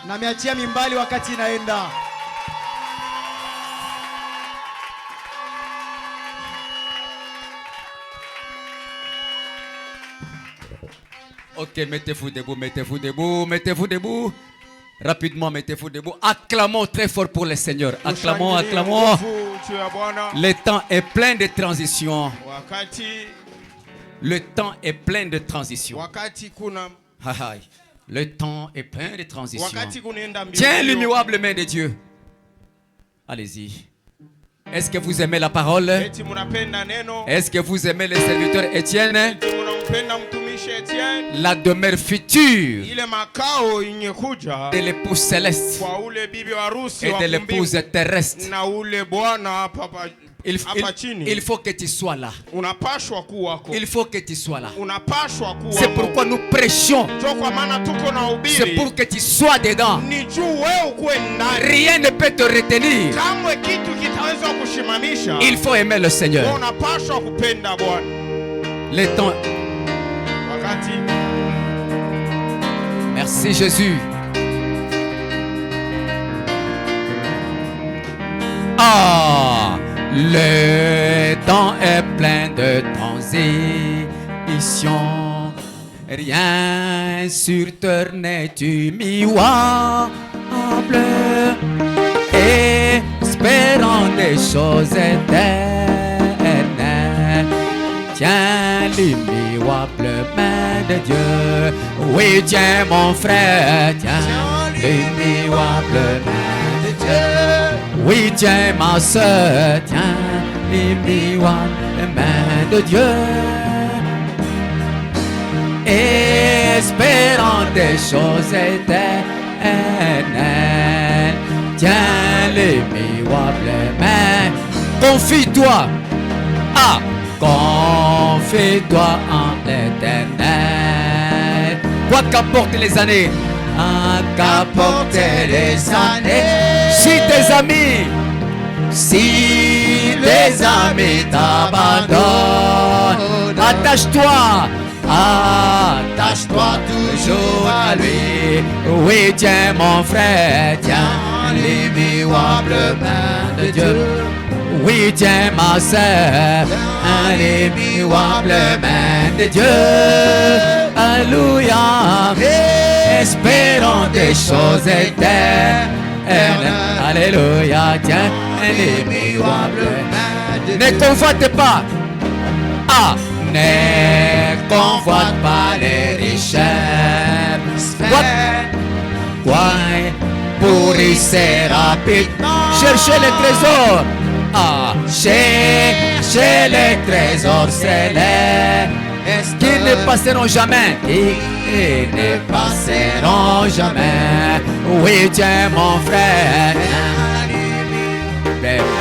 de Dieu. Oui, tiens ma sœur, tiens l'immuable main de Dieu. Alléluia. Espérant des choses éternelles. Alléluia, tiens l'immuable main de Dieu. Quand s'achèvera ton voyage, si tu étais fidèle, si tu étais fidèle à Dieu, ton âme est ravie, ton âme ravie dans la gloire, trouvera une belle demeure. Oui, tiens mon frère, tiens l'immuable main de Dieu. Élevez le mains en l'air. L'immuable main de Dieu.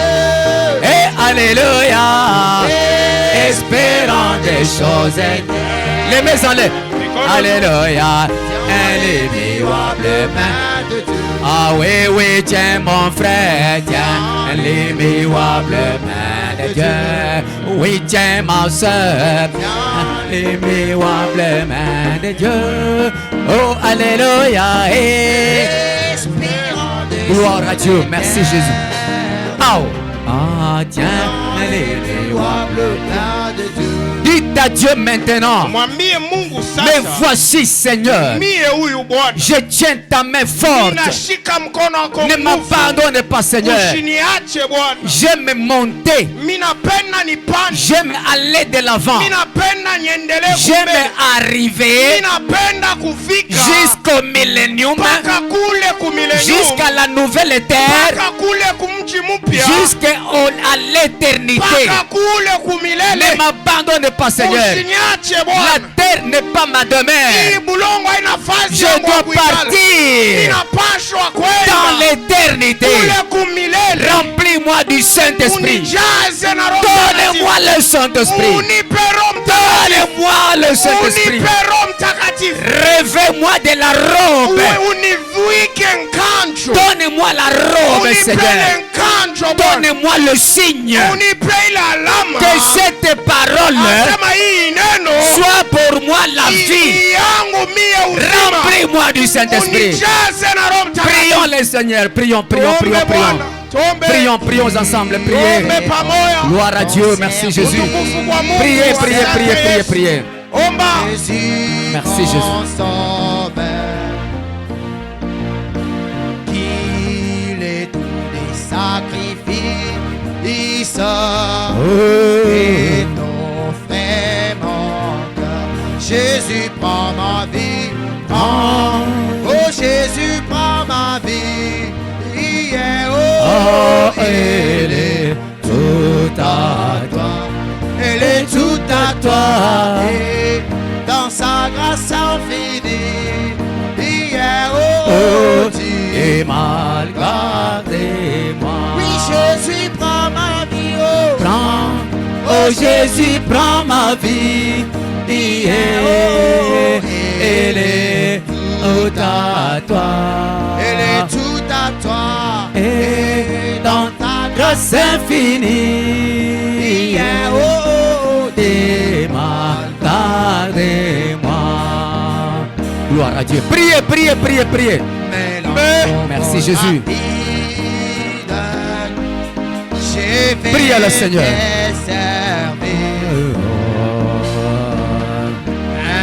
Je fixe vers le guide. Gloire à Dieu.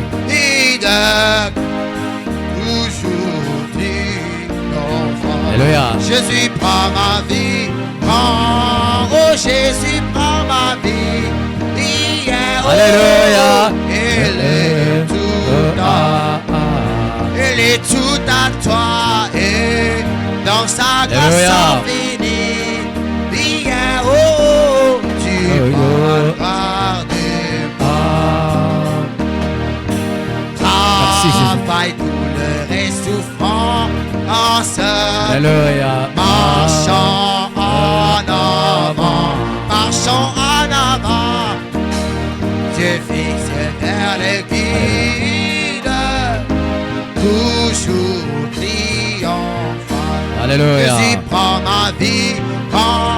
Oh Jésus prend ma vie. Elle à toi. Elle est tout à toi. Et dans ta grâce infinie. Merci, merci, merci, merci, merci, merci. Accente, accente, accente. Merci, merci. Accente. Nous croyons. Nous croyons. Avec fermeté. Que si Dieu nous a donné ce message, ce message n'échouera jamais. Ce message va récupérer l'épouse. Et il va l'amener au-delà. Je ne raterai jamais. Si dans cette église il y a 2 personnes qui vont s'en aller, moi je suis du nombre. S'il y a 4 personnes, moi je suis du nombre. S'il y a une personne, ça sera moi. Tenez-vous par la main. Tenez-vous. Tiens la main de ta soeur. Tiens la main de ton frère. Laissons voir notre joie, nous qui aimons le Seigneur. Ou joignons au chant un doux accord. Joignons au chant un doux et environnant le trône et environnant. Et oui, nous marchons. Glorieux Jésus, merci. Merci. Et à la version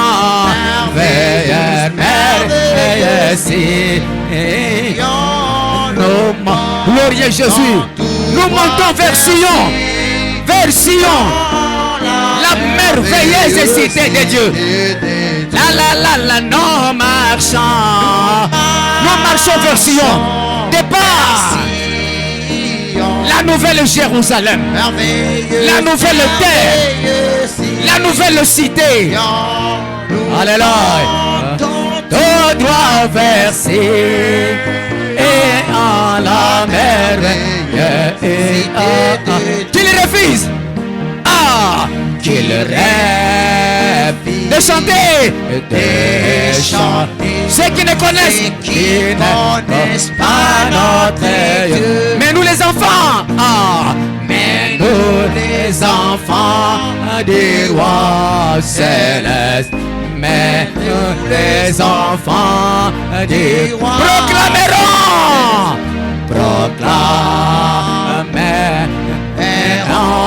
leur joie, proclameront et oui, nous marchons. Alléluia. Vers Sion, la merveilleuse cité. Merveilleuse cité. Alléluia. Marchons vers Sion, dans la merveilleuse cité. Alléluia, nous marchons. Glorieux Jésus, merci Seigneur. Vers Sion. Alléluia. La terre n'est pas chez moi. Je pars au Sion. La nouvelle terre. Traverser. État de Dieu. Pendant seulement une minute, en vous tenant la main, tu vas dire à Dieu, laissez-moi marcher, laissez-moi avancer, laissez-moi te suivre.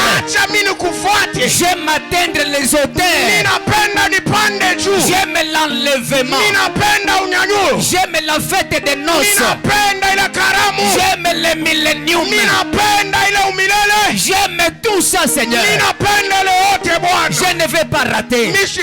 Tiens-moi par la main, Seigneur. Prions le Seigneur, prions. Prions. Prions. Alléluia. Dans l'enlèvement. Alléluia. Je serai racheté dans le millénium. Je serai racheté dans l'éternité. Je ne vieillirai jamais. Alléluia. Alléluia. Je ne vieillirai jamais. Alléluia. Alléluia. Alléluia. Amen. Alléluia. Alléluia. Alléluia. Je ne vieillirai jamais. Alléluia. Je ne vieillirai jamais. Alléluia. Alléluia. Alléluia. Amen. Alléluia. Alléluia. Amen. Je ne vieillirai jamais. Alléluia. Je ne vieillirai jamais. Alléluia. Alléluia. Merci Jésus.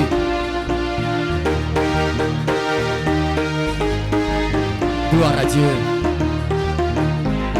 Merci, merci, merci, merci, merci. Accente, accente. Merci, merci. Accente.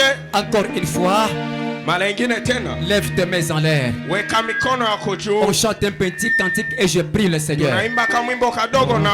Oh Saint, soyez sopakata. No pachete. Uba la chametima.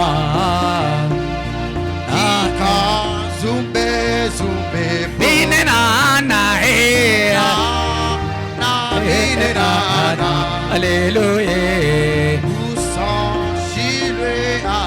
Sans chilwe amio. Alléluia. Mashi ubango ishe. Binena anae. Alléluia. Sans chilwe amio. Alléluia.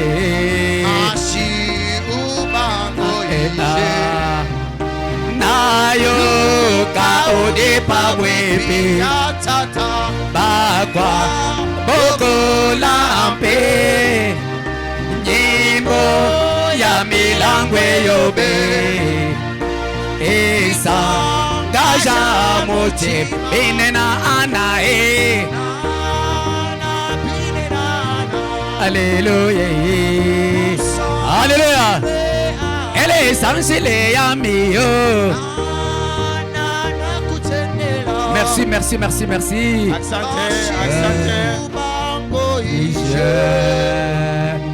Gardez le main levé. Alors que je prie le Seigneur. Toi les dieux de ce message. Toi les dieux de cette parole. Toi les dieux du prophète de Malachie 4.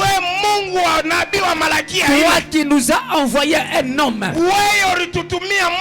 en ce temps de la fin avec un message précieux pour rassembler l'épouse et de lui donner la foi de l'enlèvement qui est le billet pour le départ.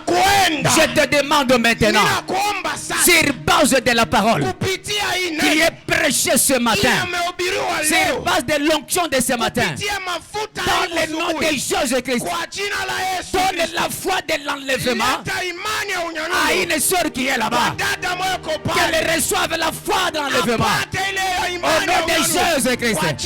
Donne la foi de l'enlèvement à mon frère qui est là, puisque la foi de l'enlèvement vient de la parole qui est prêchée ce matin. Donne-nous le Saint-Esprit, Seigneur. Ne rejette pas tes enfants. Ce monde n'est pas chez nous. Sur la terre, il y a des chartons, il y a des épines, il y a des maladies, il y a des péchés, il y a des accidents. Je n'aime pas ce monde, Seigneur. Prends-moi, prends ma soeur, prends mon frère, qu'il puisse partir, Seigneur. Nous avons besoin de toi. Nous avons maintenant besoin que tu remplisses cette salle. Pour que tout celui qui est lié par les esprits impies, au nom des choses de Christ, les esprits de maladie, n'importe quelle maladie, que ce soit le typhoïde, que ce soit l'hernie, que ce soit l'appendicite, que ce soit le cancer, que ce soit la diabète, que ce soit l'estomac, n'importe quoi, la tension, au nom des choses, recevez la guérison. Sois guéri, sois guéri. Toi qui étais lié, candidat à la mort, parce que ta grand-mère a dit, je te dis ceci, au nom des choses de Christ, la mort ne te fera rien. Toi mort, où est ton aiguillon? Je te chasse dans le nom des choses de Christ. Je chasse les accidents. Je chasse tous les démons de Kamina. Je bloque les cimetières. Je suis le serviteur de Dieu. Et ce que je parle, Dieu doit l'honorer. Parce qu'il m'a dit, ce que tu lieras, moi aussi je le lie. Je lie les démons. Toi démon, tu ne prendras pas ma soeur. Tu ne prendras pas mon frère. Il n'est pas ton candidat, mais il est le candidat du ciel. Toi qui as l'échec, au nom des choses de Christ, reçois la victoire. Toi qui n'as pas les boulots, reçois les boulots quelque part. Au nom des choses de Christ. Toi qui as perdu l'argent et qui a coupé c'est dans la misère, c'est une base de la parole. Reçois l'argent. Que Dieu fasse un miracle. Toi qui n'enfantes pas, dans ce message il y a tout. Au nom des choses de Christ, reçois l'enfant. Au nom des choses de Christ, nous refusons l'esprit de célibat. Dans le nom des choses de Christ, reçois ton mari, reçois ta femme, sois heureux, sois heureuse sur cette vie. Merci Seigneur pour ta parole. Donne la joie du salut et ne nous abandonne jamais Seigneur. Gloire à toi. Bénis les serviteurs Étienne que tu as beaucoup utilisé. Bénis le pasteur de cette église. Bénis les chantres et les musiciens. Bénis tous les frères et toutes les sœurs. Et que nous puissions voir ta main puissante. Je demande par la foi dans le nom précieux de notre Seigneur et Sauveur Jésus-Christ. Disons ensemble encore une fois. Amen. Acclamons pour le Seigneur, acclamons. Que Dieu soit loué. Qu'il soit loué vraiment. Le serviteur n'a pas terminé. Il va continuer. Donc il va prendre mercredi